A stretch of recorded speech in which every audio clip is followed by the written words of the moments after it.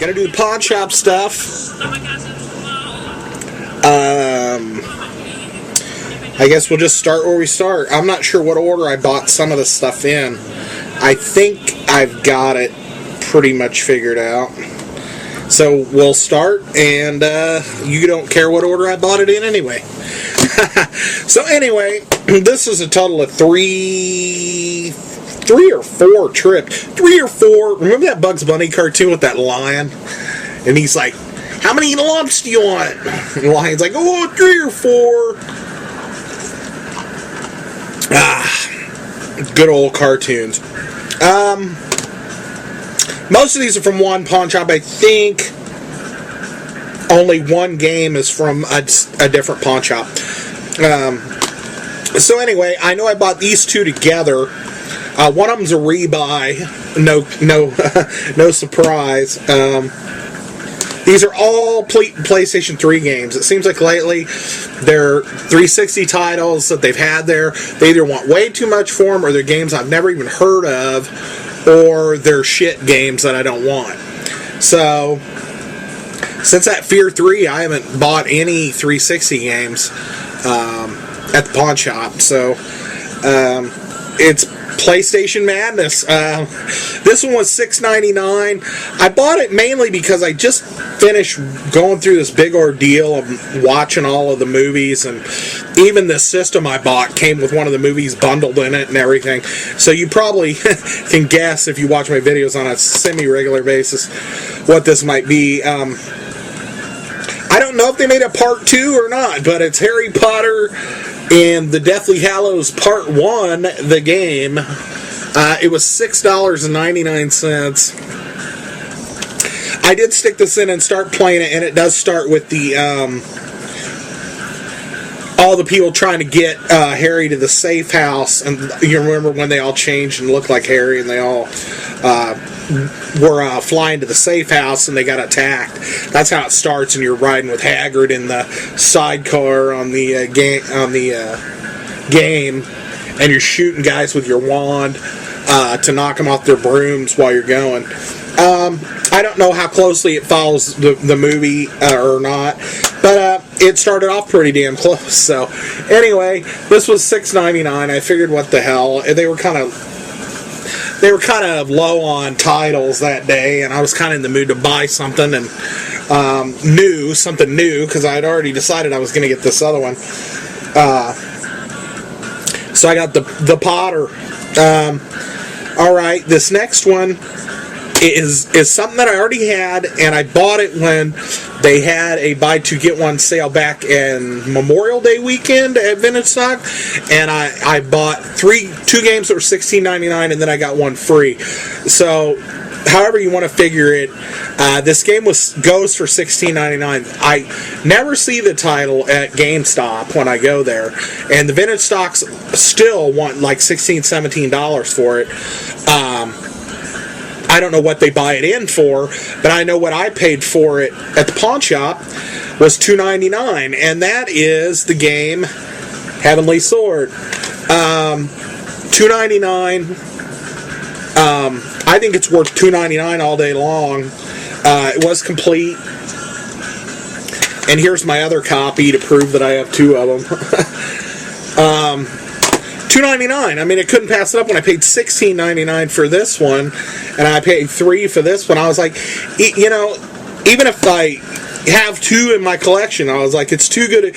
You know, sometimes the deal is so good that you forget that you already have it or whatever, and you just go ahead and buy it anyway, because you're just like, this is just too good of a deal. You know, and this was one of those cases where it was too good of a deal to pass up. So I decided to pick it up. I don't know if I'm going to put it in the trade box or what I'm going to do with it. I could see what Vintage Stock wants for trade on it, because I really don't need two copies, but the deal was just too good. So, like I said, $3. The disc is pretty much flawless, and it's got the instruction booklet and even some little like other little leaflet thing that comes with it. So it's very, very good shape. And I have two of them, but for $3. So that was a $10 day at the pawn shop there. And then I think I went on like a Monday or Tuesday, and then on a Saturday I went out to the pawn shops again and went to that same one, and they had put new stuff out over the weekend.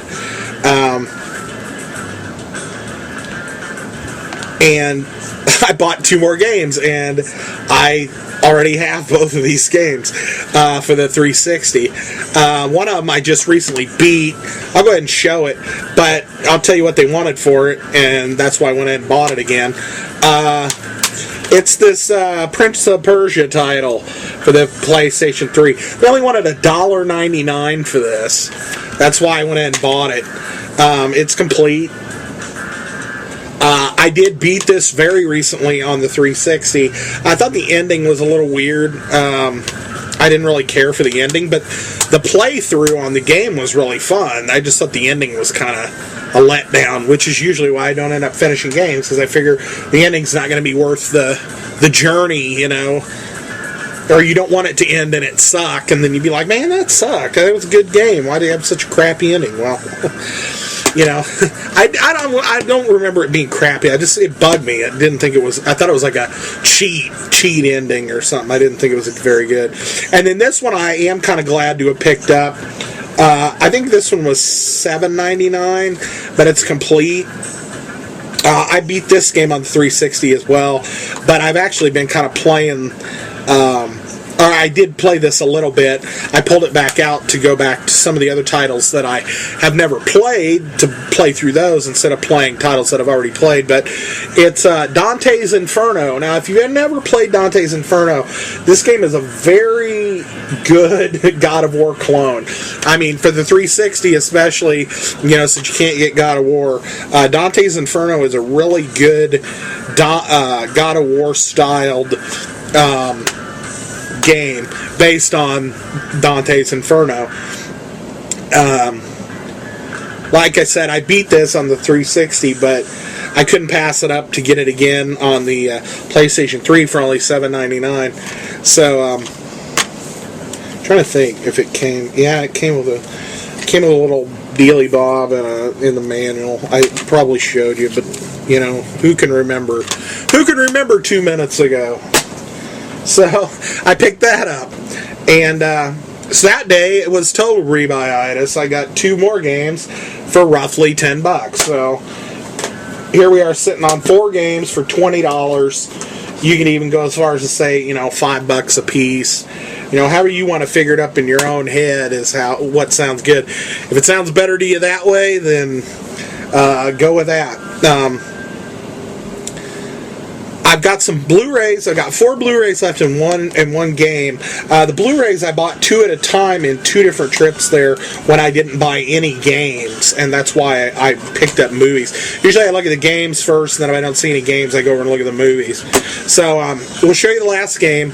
This is also a game that I have on the 360.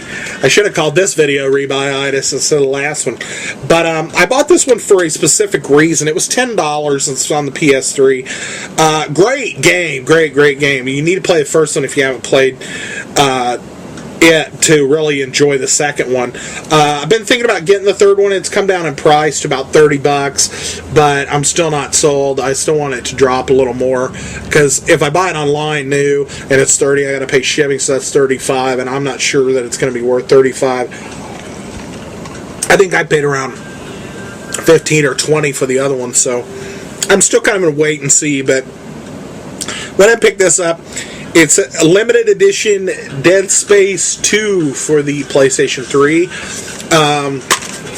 Complete. I paid $10 for this. I don't know if I overpaid or not, but the reason why I bought it is because it includes Dead Space Extraction on there. And I'm pretty sure that they only released Dead Space Extraction on the Wii. They might have re-released it on the PlayStation and the Xbox when they came out with the Move and the the Kinect, but I'm not sure if they did or not.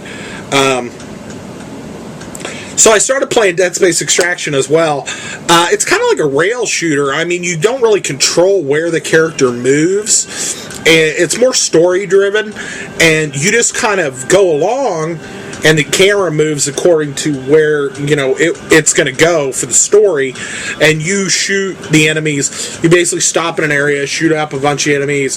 You use your telekinetic thing to grab you know, supplies or special items or audio logs, things like that. And sometimes it'll give you a few seconds to look around, and if you don't find anything, you gotta go, and you can't pick up everything. For me, the very beginning of it was a little rough because I was just like, man, I'm so used to being meticulous and picking everything up in a game, you know, making sure that I cleaned an area out, and to have that kind of game where, you know, it's just like, too bad, so sad, you miss that stuff. You got to keep going. It took me a little while to kind of fall into the groove. Plus, the camera, when it moves, it kind of just very slightly shifts back and forth like you're walking, and that's disorienting to me. I don't mind if the camera's got a little shake in it or whatever every once in a while, but that kind of subtle shifting like that, like you're walking, it kind of makes me dizzy after a while. Not like I'm going to pass out or anything, but it'll start giving you kind of a little bit of a headache and stuff. So anyway, I'm like 6 chapters in or something on the Dead Space Extraction. I don't know how many chapters there actually are, but it was well worth it for $10 for the Dead Space Extraction. So that was the end of the game. So aside from this Heavenly Sword game, which I already owned, I picked up these. So we're really filling out that PS3 collection since, March or whatever when I bought it. I'm not sure when I exactly got it. And I've actually gotten, I don't know, here's 4 DVDs. I think I've gotten about a dozen Blu-rays since I got it as well. These, like I said, I got 2 at a time. I was 2 of these I bought last night. 2 of them I bought like a week or so ago. I already watched. One of them was new. One of them I had seen one time, and the other ones are old favorites of mine that I had never bought on DVD, and decided to go ahead and pick them up.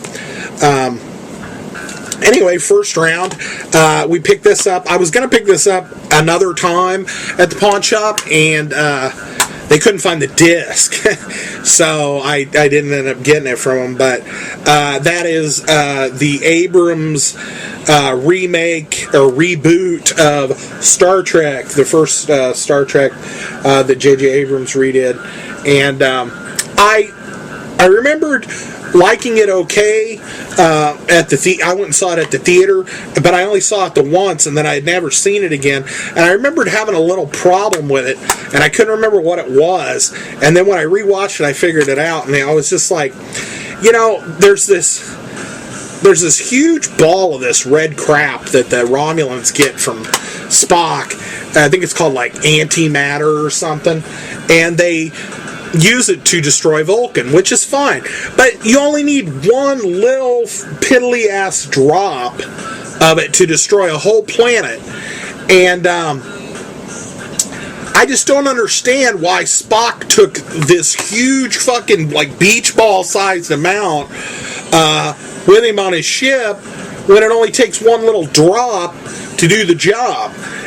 To me, it just seemed illogical for a Vulcan to take that much of this antimatter with him when he only needed that little. And if he would only taken that much, it would have been used up before he was able to destroy Vulcan. So I don't know, he probably could have did some damage with that mining ship or whatever, you know, shot at the planet with that big laser or whatever for a while, but, you know, I didn't think, you know, that the movie sucked or anything. It's just that one plot point, I was just like, it must just be for aesthetics or something. I mean, because it really makes no sense that you would take that much of that antimatter with you if you only needed a drop, you know. And then this movie I had never seen, and it actually was really good. Or at least I thought it was good. It's another Bruce Willis movie. A while back I bought Looper. This is another one I hadn't seen, and I couldn't remember the name of it, but I kept thinking it was in the back of my brain. And when I was at the Pawnshop the other day, they happened to have it there, and I picked it up, and I was like, "This is that movie I was thinking of." It's a movie called Surrogates, and basically everybody kind of lives at home in these like chairs that they sit in, and they jack into these robots, these surrogates, and the surrogates basically go out and into the world and live your life, and you kind of just live it through their eyes, but you don't actually go out in public. I mean, they said in the movie, I think 98% of the population or something uses the surrogates, and there's small, like, little reservations of people that don't, are anti-technology or whatever, but for the most part, everybody uses these things, so it's actually a really interesting movie. He's a police officer, a detective, and something happens that draws him back out onto the street without the use of a surrogate. And it's kind of about him getting that culture shock of being put back into the real world, plus trying to solve this crime. So I recommend this. If you haven't seen it, you should see it. And then these two, like I said, this was just yesterday I picked these up. Two old favorites. And it's funny because both of them have been on my mind recently. Sometimes you get that deja vu feeling where it's like, just have been thinking of something, then suddenly there it is, and you're like, well, I was just thinking about this. Well, that's both of these, actually. It's funny, because about a month ago, I bought a loose disc version of this at, like, Flea Mart or something, and it was kind of scratched, but I figured I could use my buffer thing, or whatever it is, to redo the disc, and then it would work. But when I got home and looked at it after I did the buffer thing, there was a couple of deep dings in it, and that it wasn't going to take. So I was like, well, damn. And then yesterday I saw it on Blu-ray for $5, and I was like, I'm going to pick it up. It's the extended cut. It's Mel Gibson's The Patriot. Of course, I like Braveheart probably better than The Patriot. They're very not similar. They're not really similar at all as far as the plot goes, but it's kind of like, in a time before technology, war, and, Mel Gibson going crazy, kind of like that. So, anyway, this has Heath Ledger in it. This was one of the movies that I remembered seeing him in, and the movie actually, A Knight's Tale. Those two movies I really remember him being in before he did The Dark Knight, and then he died from a drug reaction or something. I don't think it was an overdose. Something makes me think, if I remember right, that it was some kind of reaction to some medication that he was taking or something. So that's kind of sad, because he was a cool guy, I thought. But this had a couple of special featurey things on it. Nothing real great.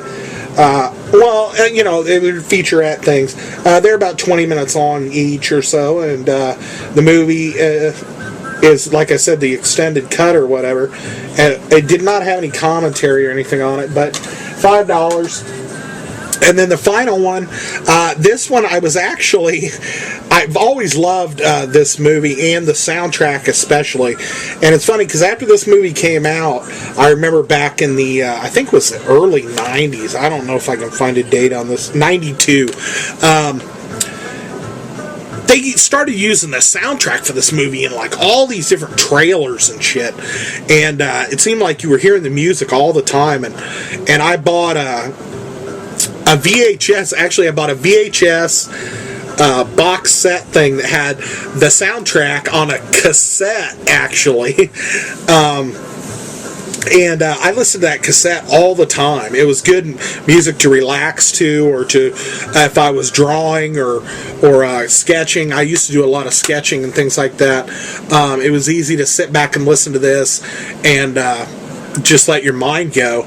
And this movie, actually, it's got commentary, and it had a nice long kind of 30-40 minute featurette, which I was glad to see. But it's the definitive director's cut of the movie The Last of the Mohicans with Daniel Day-Lewis. This movie I really love. I remember I actually went and saw this at the theater with my sister. We went to the dollar shows back in the day. They still have dollar movie theaters, but I remember it was like we would go up there about once a week or every weekend and see a show for $1, and they had a little arcade there. You go there for $5 and get a drink, get your ticket, and still play a couple of games for a couple of quarters, and that sounds ridiculous that you could go there and do that for $5 nowadays, but that's the way it was. And we went and saw this, and I always thought it was pretty cool.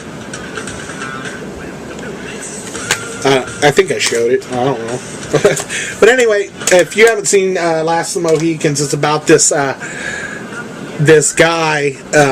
I think his name's Hawkeye in the movie, because I just watched the featurette thing last night. I think his name's Hawkeye, Daniel Day-Lewis's character, and he was adopted by the Mohicans, especially this one Mohican and his son, and they kind of are like brothers.